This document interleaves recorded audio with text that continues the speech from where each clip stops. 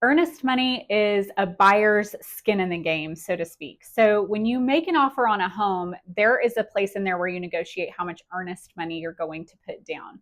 I have negotiated some contracts where the buyer does not put down any earnest money. That's pretty risky to the seller. So it is very, very uncommon that a buyer does not put down earnest money. Typically, they put down some earnest money in the amount of 1%, or in some areas it's like a flat like $1,000, something like that, depending on the price of the home, how much skin in the game you as a buyer are putting forth to say, Mr. Seller, I am serious.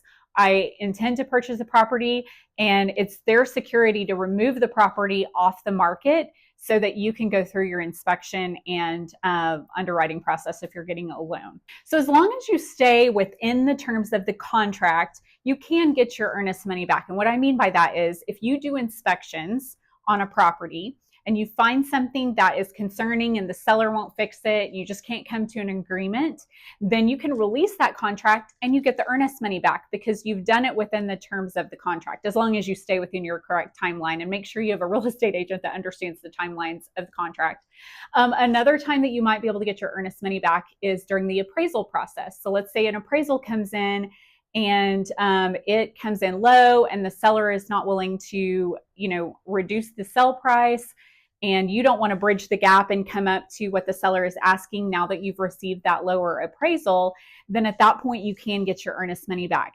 Now, if you straight up change your mind or bust the contract outside of the terms within the contract, and there's other qualifications like title, like, you're reviewing title, you're looking to make sure that you can get lending for it, things like that. There is wording within the contract that protects your earnest money. If you step outside of that, the seller gets to keep it really as repayment for pulling the house off the market.